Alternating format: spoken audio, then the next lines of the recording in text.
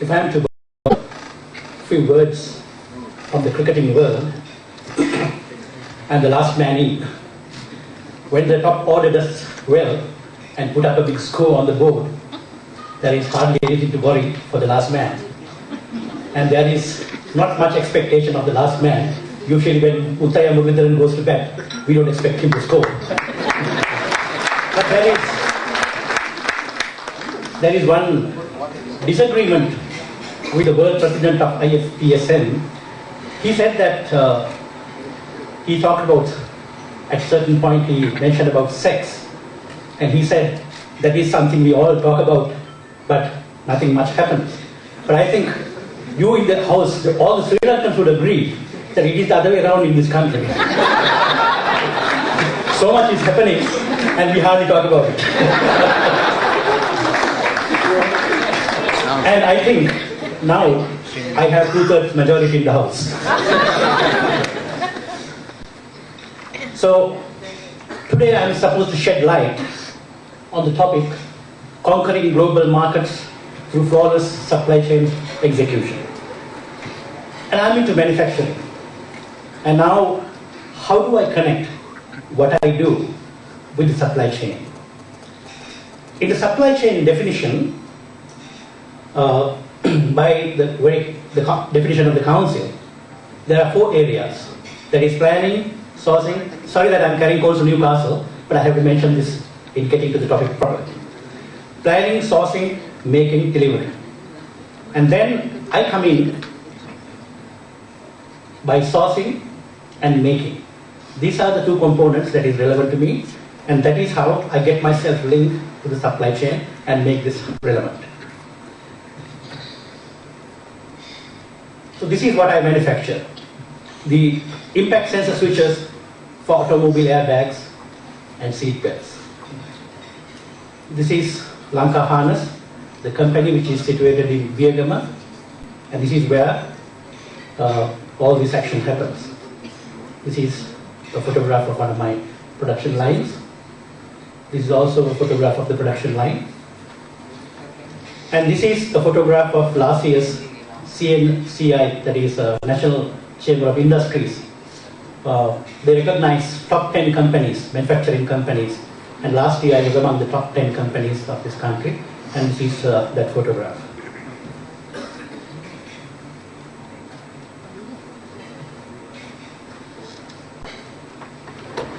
Then, as it was told at the introduction, my customers include Toyota, Honda, Mitsubishi, Nissan and Mazda of Japan, BMW, Opel, Volvo, Aston Martin, Volkswagen of Europe, General Motors, Ford and Chrysler of USA.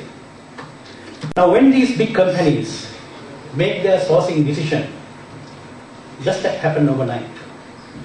Or what are the inner plays? What do you have to go through? I think that is what this audience would like to hear from me, the practical aspect of it. Soon after my O-level exams, I studied at St. Anthony's Candy, that is Muthai Muralidharan School, and soon after my O-levels, I received a scholarship to go to Japan on a cultural exchange program. And I received this scholarship from an organization called the American Field Service. And I was there for 1 whole year. And it was part of the program that they took me to visit all the big conglomerates in Japan, you name it.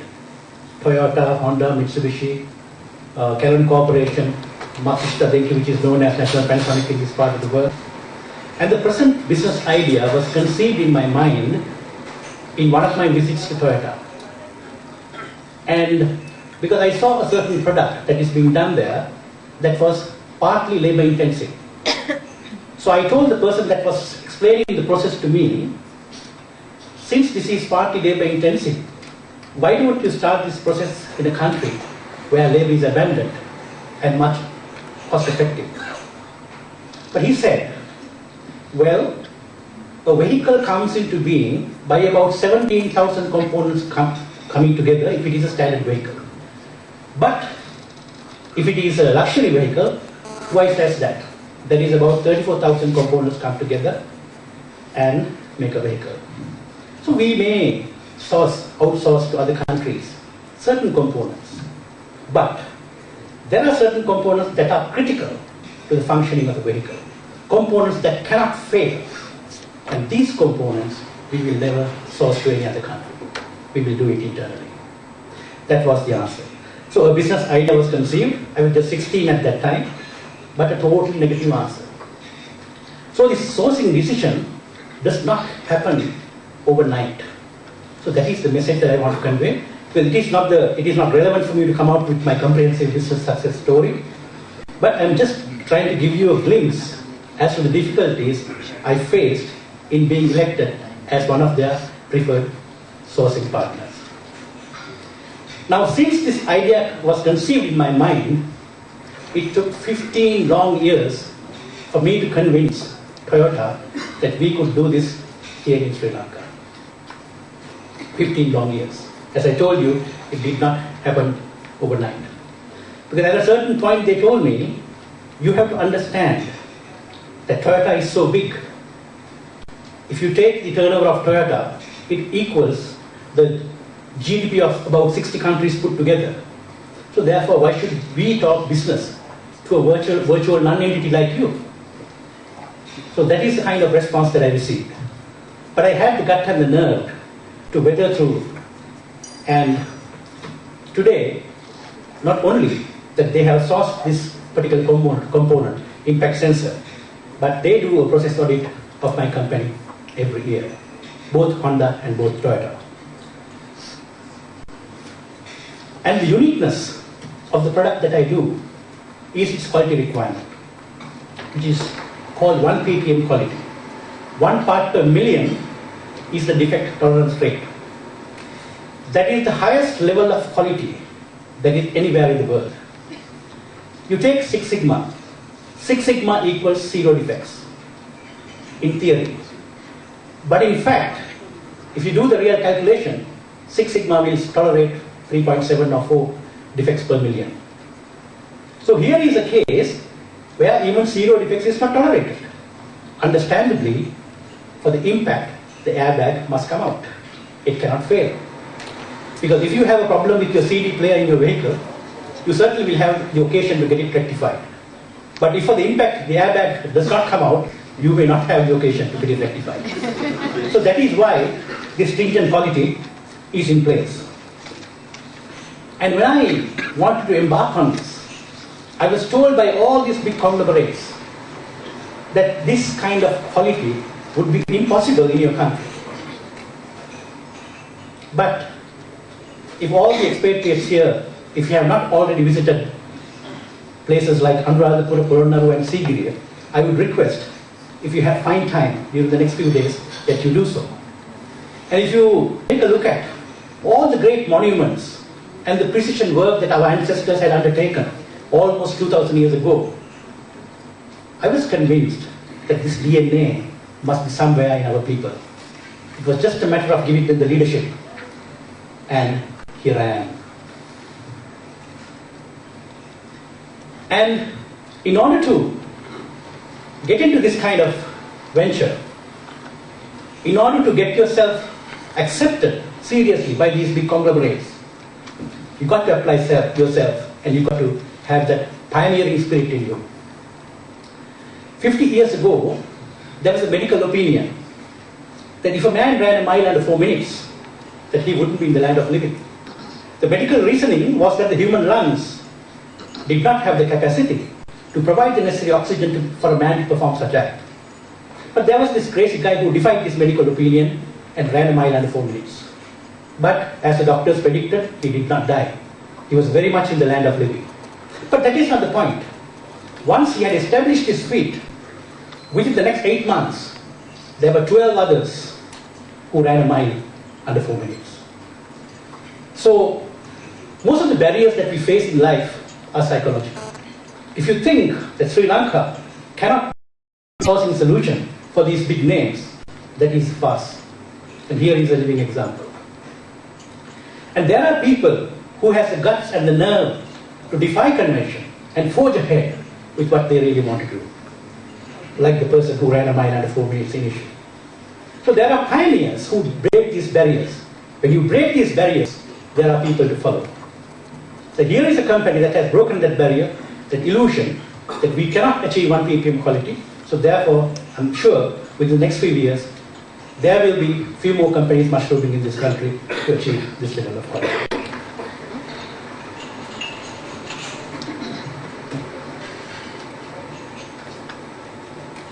So last year, the turnover of my company was 38 million US dollars. And I have 300 employees. And when you divide 38 million US dollars by 300, you get the value addition per individual criteria. I think that is one of the highest in the country. Then the countries of export include Japan, Germany, Romania, Poland, India, China, Thailand, Indonesia, Malaysia, and USA. I first started by supplying Japan, makers of Japan. Initially, even if it had to come to India, first it went to Japan, and from Japan, it came to India. So it took me some time to convince that it is feasible sending it to Toyota India rather than it going to Toyota Japan and coming back to Toyota India. But remember, although you may have a good argument, they will not accept it as it is. Because even Toyota Japan will still keep a margin when they send stuff to Toyota India, although it is their own company. So when this is being listed, they really don't like, they really want to maintain the nomenclature, the existing system. So it was not easy to expand, to go direct into other markets, because I had to do it in a very subtle way without hurting the sentiments of the Japanese makers. Because in my business, it is always a referral. People will tell you, this is a good company, they have maintained the quality for so many years, therefore get it done at this company. So I cannot defy the sentiments of any of these and then go direct. I have to convince them, get their approval, and that is a tedious process. And then there are other things, practical things. I thought I will speak of the practical things. When you supply, there are problems that are not in the book. I will not mention the name of the country. First, usually when I receive an order from a country, it is not container cargo. I just receive, it's pelletized, loose cargo. So I started sending loose cargo to one of these countries. First, it was okay. Second, they complained that there's a cargo damage. Third, cargo damage. Fourth, cargo damage. Now, I did not have this experience with any other country. So I knew there might have been some foul play. So to get my doubts clear, what I did was I traveled with one of the consignments to this country. And I managed to go to one of their warehouses. And they did not know as to the purpose that I was in. And two of the workers who were working in one of these warehouses were coming with 2 buckets of water, and they poured water on my cargo. It was so arranged because someone was trying to take the business away from me, saying that it would be easier to get it sourced in their own country rather than buying this from Sri Lanka.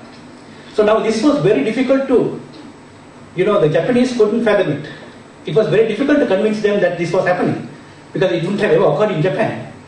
So, but lucky for me, I had my mobile and I managed to make a video because unsuspectingly, they never thought that I'm there for that purpose. And then what they told me, next time that you send, even if it is 1 box, it should be container cargo door to door. So that is how we solve the problem. So this kind of practical difficulties may come up, and you have to have the capacity and involvement to judge the situation and then forge ahead.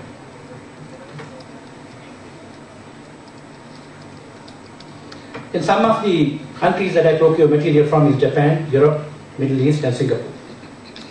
And once again, I use some connectors from companies like Yazaki and Sumitomo. When I visited one of the companies in Katunaga, Bohemian, I saw that they were manufacturing a Yazaki connector that I was using in my production. So I immediately wrote to Yazaki and told, oh, this is being manufactured here in Sri Lanka. May I purchase it from Bohemian? And the answer was surprisingly no. Because once again, their margins here and there would have been disturbed. So although we are conceptually thinking of an improved supply chain, these are the inner plays that you have to understand which is going on. These are the practical aspects of improving the supply chain. And certain components that is manufactured in Japan, I was surprised when I got quotation from Europe. The product is being manufactured in Japan, but their European prices were 5 times less than what it was for me to purchase from Japan. So this kind of thing also might be there. So when you purchase, if you think that you are purchasing from the very source, still it might be at a high price. So now in order to be a partner, in order to be competitive, in being elected as a competent sourcing company, what do I do in my company? Now this is one thing that I do, that is acculturation. Acculturation means the introduction of a foreign culture to a local culture, affecting a behavioral change in the local individual. Now the culture here, of course we have our own, but to do this, I knew that I have to have a foolproof system. So what I did was I copied the systems that they had in Japan and I started implementing it here in Sri Lanka. But you can't only copy the process, but you have to acculture the people as well. You have to set the mindset as well. So that is acculturation.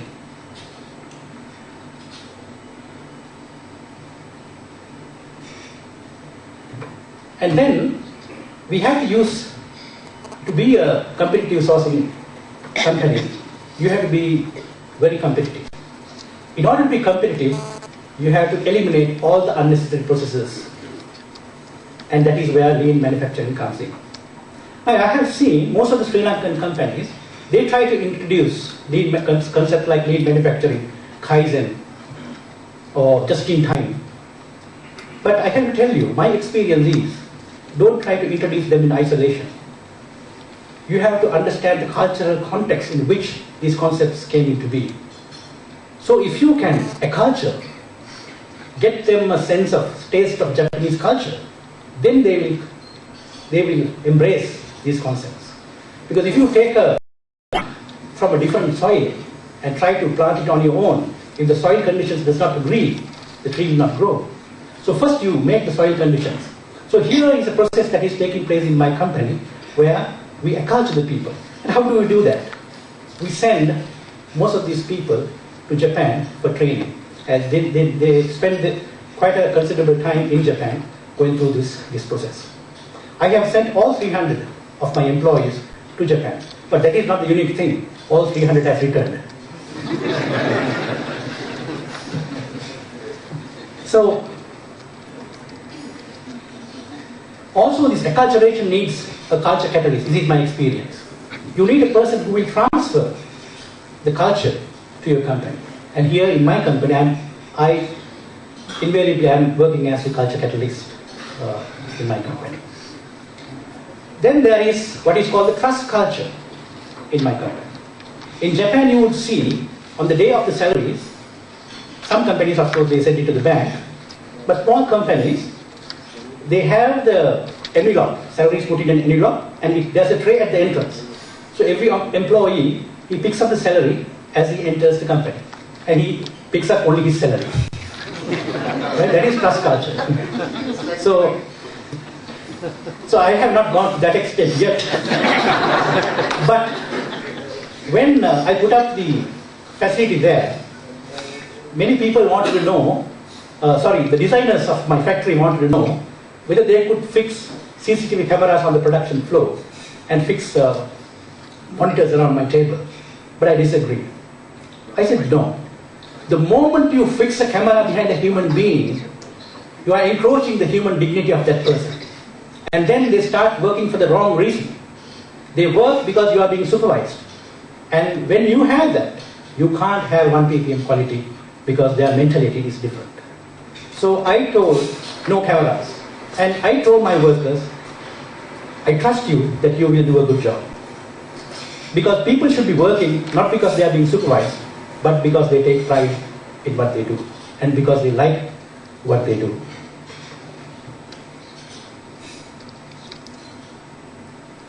And even, as I told you, even the Japanese ambassador recently visited my company because he wanted to see the kind of management tool that I was utilizing to get them back.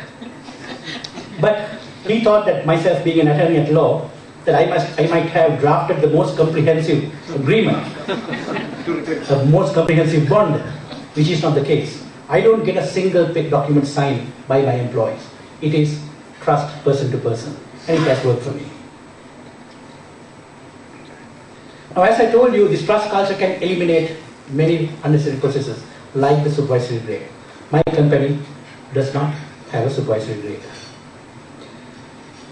And the other thing is you've got to have an innovative culture. As Peter Drucker said, innovative ideas are like frog's eggs. Out of millions hatched, only one or two would reach maturity. So what is important is that you have a system that is conducive to receiving ideas, irrespective of they are good, mediocre, or not so mediocre. Because it is among these not so bright ideas that you may find one or two ideas that will change the path of your business, your company, and the world at large for that matter. And when it comes to innovation, have you heard of a person called Paul Lightfoot? And he's the CEO of a company called Bright Farms.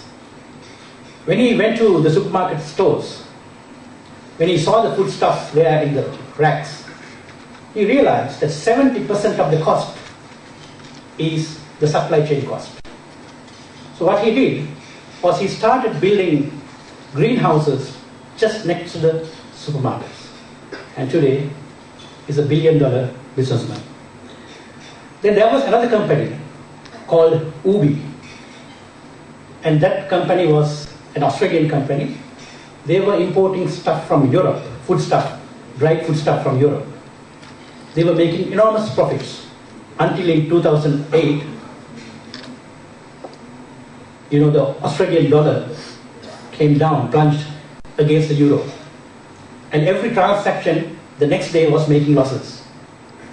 Summoned a meeting and said, we should stop our transactions because we can't go on accumulating losses. But then another thing occurred to his mind. He thought there are about over 1,000 companies that is doing the same thing, and they might be having the same kind of board meeting. And if everyone decides to stop importing in a week's time, what would happen? There would be no food in the shelves, and people would starve. So therefore, he started a website on our own backyards, that is Ubi, on our own backyard. And any person who has a kilo, just a 500 grams or a kilo of tomatoes or lettuce, he could enter into the website. And a person who wants to purchase could find out in the Ubi's website. So he eliminated so many elements of the supply chain. So it is the farmer, Ubis, the consumer. So these are very creative things. Once again, it has turned to be $1 billion business in Australia.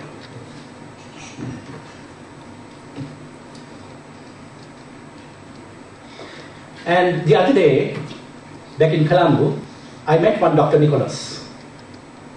And he was telling me, in the future, you will be having a customer-specific drugs.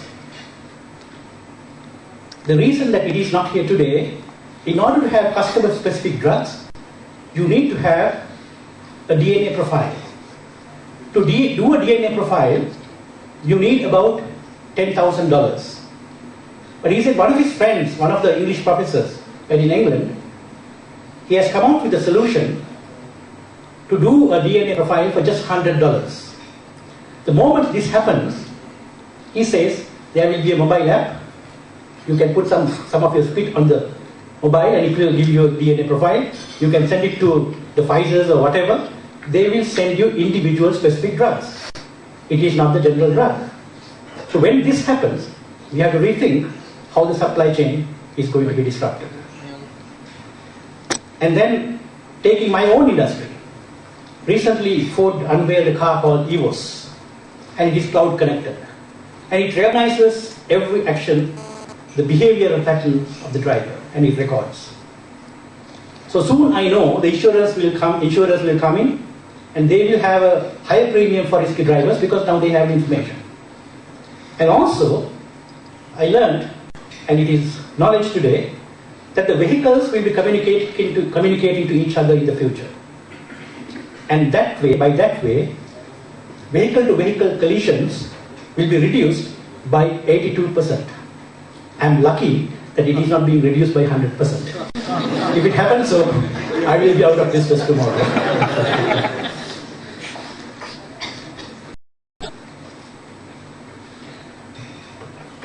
Just to rekindle your spirit, when you do something, this is what Mahatma Gandhi said, when you try to do something different, first people laugh at you, then they ridicule you, and if possible they try to fight with you, and then you win. That is the path. You would forget most of the technical things that have been spoken today, but one thing you will remember for a lifetime, and that is the song that I'm about to sing. And I have to tell you, that is the power of humanities. So it is of utmost importance to understand not only the technicalities, but also the humanities involved if you want to conquer the global market through flawless supply chain execution. Now, a good song must have a good metaphor and a captivating melody, an enticing rhythm, and meaningful lyrics.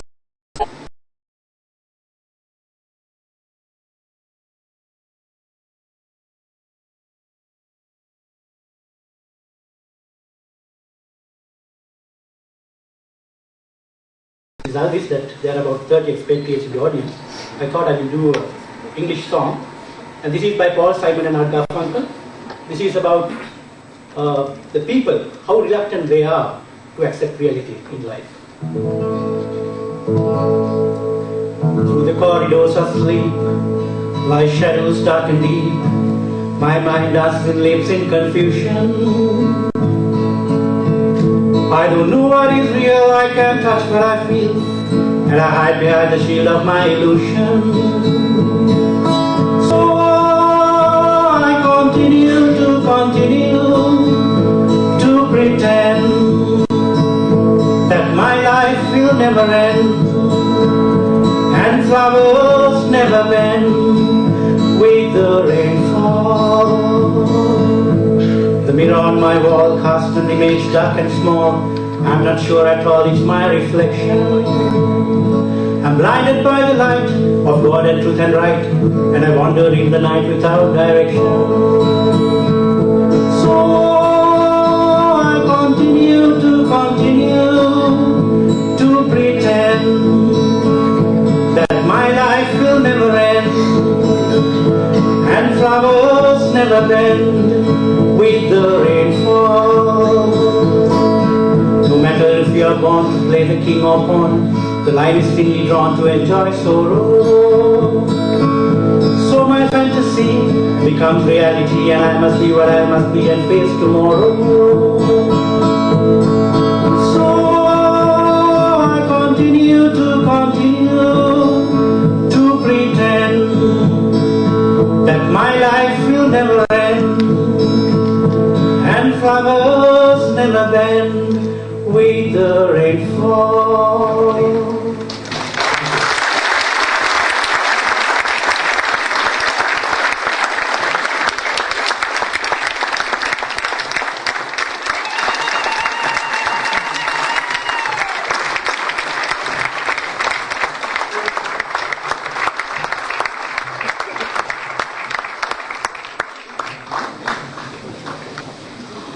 Ladies and gentlemen, what a great presentation with a fantastic song. Thank you, Rohan, for that inspirational speech. Food for thought. Excellent example.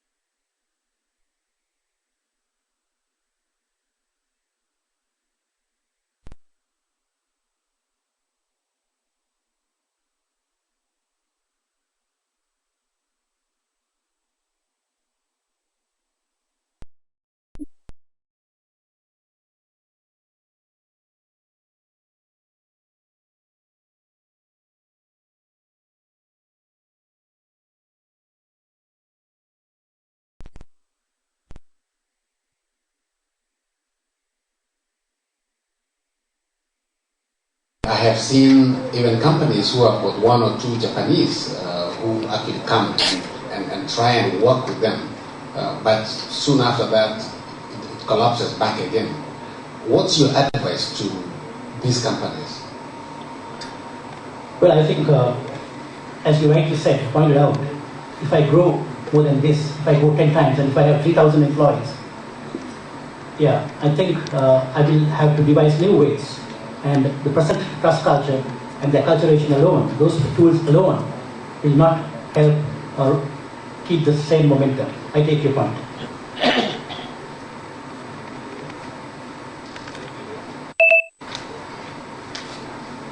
Any more questions? Have you seen the fixed comp with the company and do you see competition between your employees and jealousies between your employees? What are the solutions you have taken for that? Well, the question to ask. Yeah. Well, one thing is the organization should have justice, a system of justice. So, personal related jealousies I do not know, but work related jealousies can be eliminated if the company has a proper justice system. So there is proper justice system in place. Rohan, sir, I'm very proud of you. I can talk to you until cow comes home. My question is very simple to you. If you Google it today, you will get millions definition of culture. With your experience, what is your definition of organization culture, sir?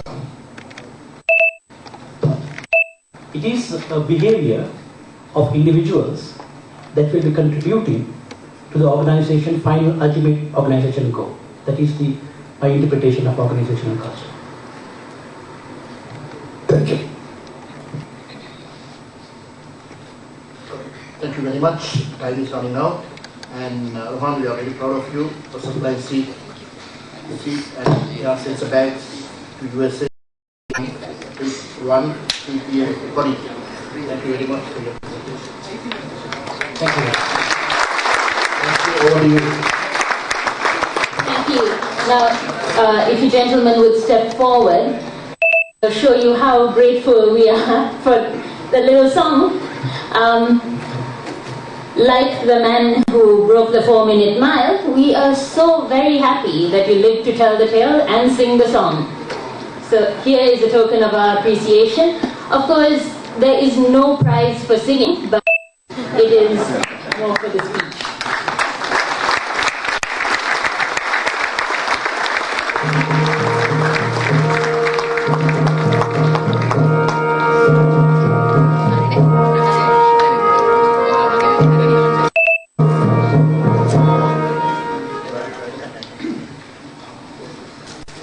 Thank you.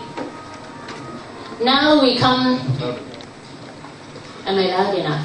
Because I need to make a grand announcement at this moment, so I need to be fairly loud and heard. We come to the draw. As you can see, we have a thing that will be turned to ensure that justice prevails, as Mr. Padlevarta said. And we would like to invite Mr. Soren Vaman to do the honors.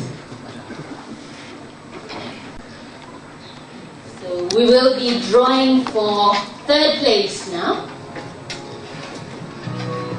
The second runner-up, as it is commonly known, will be winning a watch. Blind Justice.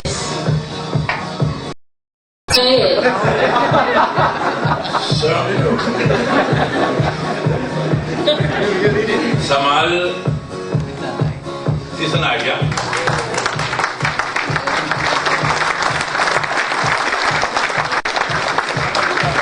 He's from Ansel Lanka Private Limited. Samal Disanayak. The dark corner. On the dark corner.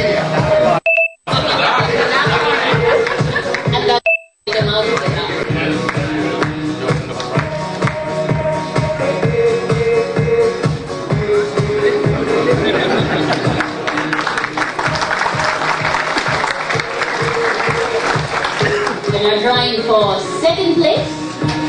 size of a cross pen. Did you put your card in?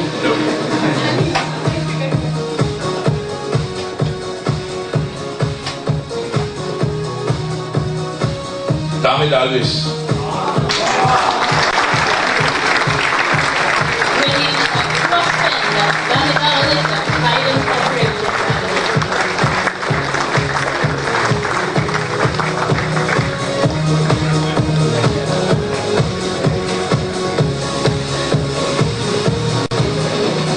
And now the grand prize. By all means, give it a shot. A digital music player and a voice recorder. Reconsider it.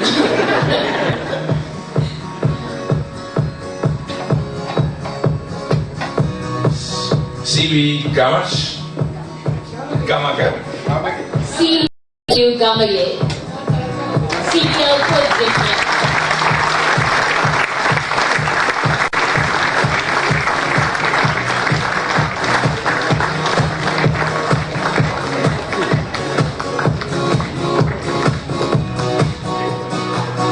Thank you for doing your duty with such grace.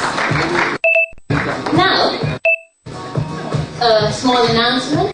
The presentations people have asked after that will be available within the week on the Facebook page as well as the ISMM website.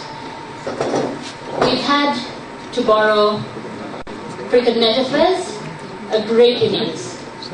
And to sum it all up, we'd like to invite Ms. Gayani Dialvis, the conference chairperson and the vice president of ISMM, for the concluding remarks.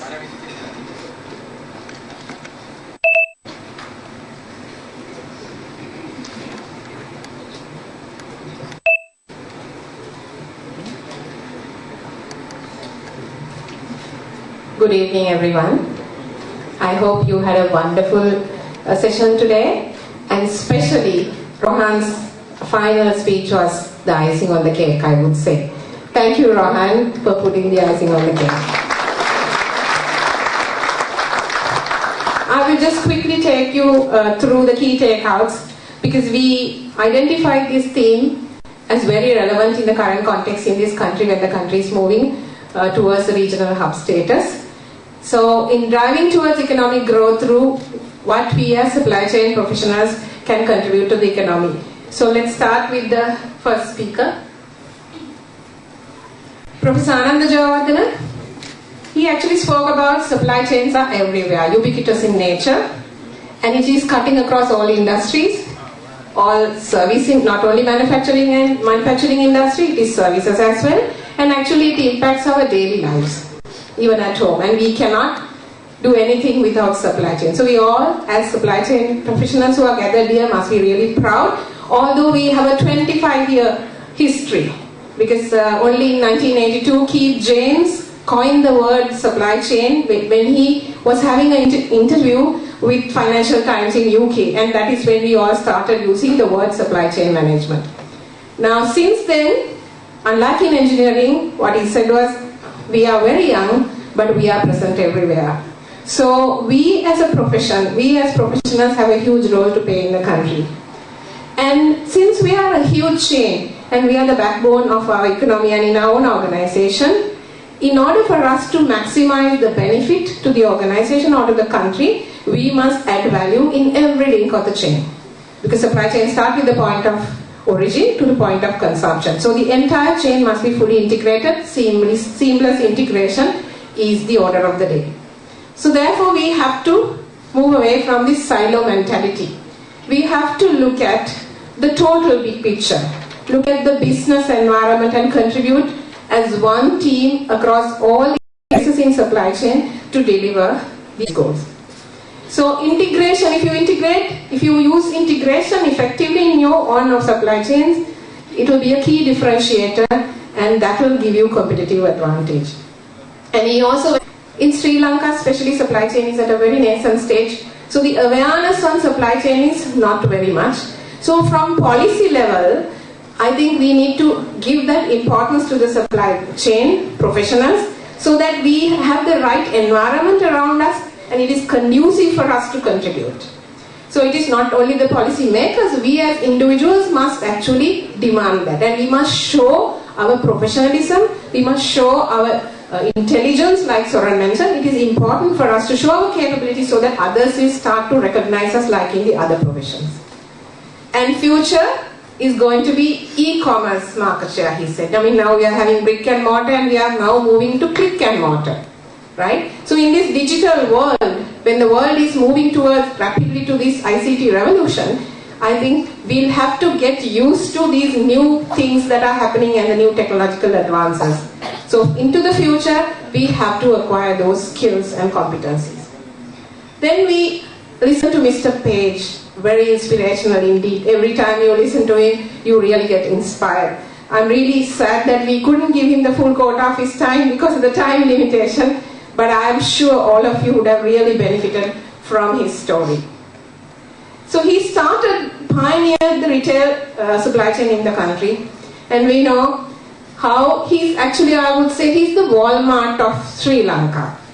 They are pioneering everyday low prices in his own little way in Sri Lanka through backward integration. Right? Walmart is $470 billion. I really don't know what is. I think it must be around 40-50 million Sri Lankan rupees. But nevertheless, he's emulating a global giant and trying to replicate a similar business model in Sri Lanka. And he said he has failed many times, but he didn't give up. I think that is cutting across all the presentations today. We shouldn't give up. Just because we don't get any recognition, just because we don't have the right knowledge, skill, resources, we should not give up. We should continue the work that we are doing, and let's keep raising the bar. And through integration, backward integration, he actually went to the farmers and then bought the products at the right price, thereby removing the intermediaries, and he was able to cut the food waste as well as reduce the price. So he gave a better price to the farmers, at the same time minimize the waste. And we all are actually benefiting from that in his own supermarket chain. For the benefit of the foreign delegates, I'm telling you, like he clearly claims, if you can buy the same product from any other place at a cheaper price than him, then actually they'll refund the money. So he goes to that extent, he's so bold enough to do that. And we all know there is a huge food security issue in the world. So wasting food is criminal. We all know that. There are people in various parts of the world dying of starvation. So we must save. And he has actually demonstrated in his own company by taking all these initiatives through good supply chain practices to reduce food waste from 40% to 10%. Now, in Sri Lanka, we have a 40 to 50% post-harvest loss happening. But there is one company who has demonstrated that means it is possible if you have the will. And he also said, I don't totally agree with him on that, but he said we must drive processes and to drive brands. But in my last slide, you will know why I say that. And actually, he touched the lives of all the farmers in this country. He continues to do that, dairy farmers, agricultural producers and all that, and then he's giving that value for money for us. I'm sure you might all have got inspired and energized with his speech. Then we listen to a very interesting speaker who has a multinational background and also a local company background. And he in fact spoke about the importance of supply chain and how it can fuel business growth. And he spoke about supply chain. Some people think that supply chain is another word for logistics, and how a baseline kind of a setup to a functional integration, internal integration. And he finally mentioned it is really important for you to be competitive to have external integration. You need to have an outside-in approach, inside-out approach. If you are really integrated within your supply chain, and if you are more customer-driven, you will be able to be competitive in the market. Also started off by saying he was so inspired how people like Mr. Page and them have really revolutionized the retail industry and contributing to the country's economy. And supply chain actually has a huge role in reviving the economy, and we as supply chain professionals should contribute to that journey. And again, he went on to talk about alliances and actually supply chain. When you work with many partners at each interface, it is actually like a marriage. We can't have a living together or any other relationship. It has to be a marriage. It has to be a long term. It has to be strategy. And that is what we really need to do. And by doing that, you will be very transparent. You will work as an interdependent team, and it will be seamless integration, and information visibility will be there, so that you will openly talk to them, and you will not try to, look at a win-lose kind of a situation. You will always look at a win-win approach. Thereby, you will have a fruitful relationship which is mutually beneficial for both parties. And for that, you need to really look at a paradigm shift. Now, the conventional thinking will not do. I would quite like his idea about logistics. I'm sure those who are in the audience, especially in the 3PL industry, would have thought, my God, what is going to happen to us now? We need to also think in a different way, right? So if you have mobile warehouses, the other day I was at the LBR forum, and one of the speakers were mentioning that, why can't you have a floating market? Why can't you have a floating factory? Not only a warehouse. Then you can go to any area and pick your vegetables, fruits, and do all that. So there are, maybe you might think it is really unusual and it is not practical, but you need to think differently. If you think differently, and you can actually win the hearts and minds of people and the market share as well. Then we listened to Dr. Indika Sigera. Lot of information. Again, unfortunately, we had limited time, so he had to rush. Logistics excellence was his topic, and we all know logistics play an important role in driving economic growth in the country. And most of you may have seen the recent LPI index, Logistics Performance Indicator. It was published by the World Bank, and Sri Lanka is placed at 89. Sri Lanka's ranking is 89 out of 160. That cannot be when we are aspiring to become a regional hub. So these are things we need to really look at. He actually opened our eyes to look at ways and means to reduce cost. How can you take a look at transport as a driver, and how can you reduce cost by looking at various scale efficiencies, looking at the right transportation modal choice. All that, he spoke about that. And I don't know whether you all remember the biggest ship that he mentioned. I think it is not Lal, should anybody else can mention. What's the name of the biggest ship that he mentioned in his presentation? Capesize, yes, I hear some people are saying. So you all have been concentrating, right? And also he spoke about Triple E, the biggest container carrier, which can now carry 18,000 TEU. Isn't it, Lal? Right? So Sri Lanka can accommodate that also. So this is how the world is moving, and we have to gear ourselves if you want to compete. And he also spoke about, by doing all these cost efficiencies, by improving transport productivity, how in the global average the logistics cost as a percentage GDP is coming down, and it is hovering around 8 to 9%, whereas in Sri Lanka it is still at 12%. We have a long way to go.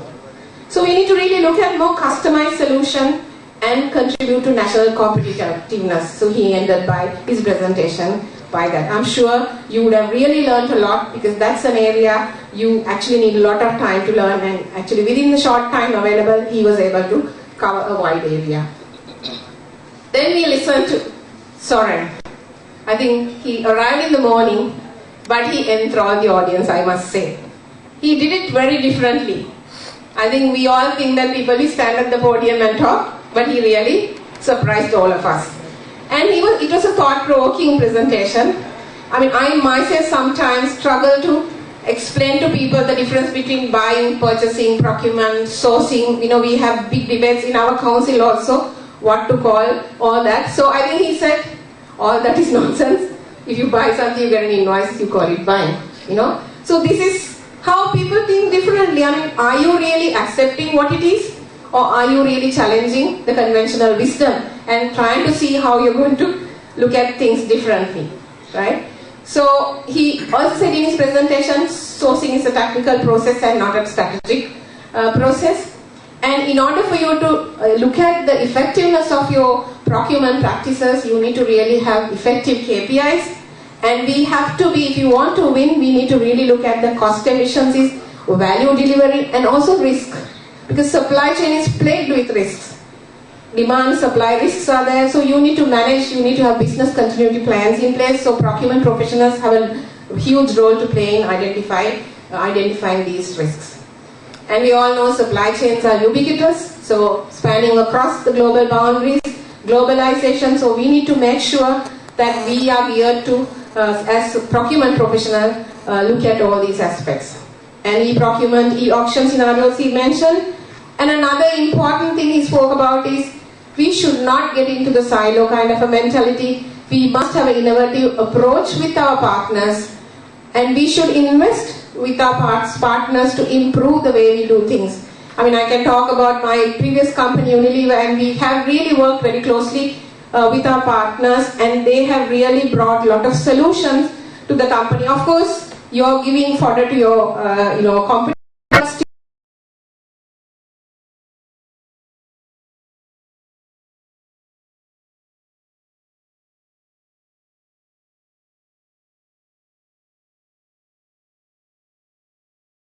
How the prices will look, what is the outlook, all that has to be fully understood. For that, you need to have the understanding in the market, intelligence, and also you need to have the right personality.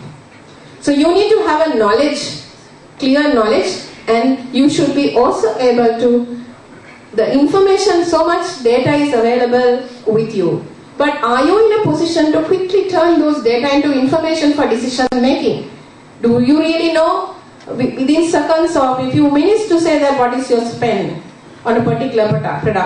What are the how many supply, what is the biggest contribution? All those information do you have at your fingertips? All these are important things that we need to think about, and it's actually a thought-provoking presentation. Then IFPSM, President-elect IFPSM, I understand she is the first female IFPSM president that will be elected. I'm happy to say as a female, and Sherry, proud of you, right? So she spoke about the role of IFPSM in improving professionalism in supply chain education. She spoke about the evolution of supply chain, and we have we are very young and 25-year history, and how supply chain should act like a strategic unit and look at all the other functional integration. And she also spoke about the IFPSM global standard for professional competence. I actually quite liked the response from Michael, and he mentioned that the difference between CIPS and IFPSM is this is an independent standard, and IFPSM only facilitates that. So that shows that it is actually independent, and therefore it is not run by the own organization who's certifying as well. So it's an important global accreditation program. I think ISMM also has started some work. I think we can now really look at that and work on that as well. I mean, we all central theme across us don't work in silos. It's actually has to be seamlessly integrated. And in order for you to maximize your profit, you need to be strategically aligned. And that's a common theme across most of the presentation. Finally, that was the icing on the cake. I think, Rohan, you really met my expectation when I spoke to him. He said, I'm not really a supply chain professional guy. And I said, no, you are really doing supply chain because you are doing manufacturing excellence. And, 1 ppm quality is not an easy task. 6 Sigma is 3.4 million defects per million opportunities. That is 99.99966. And he is even more better than that. Dabawala is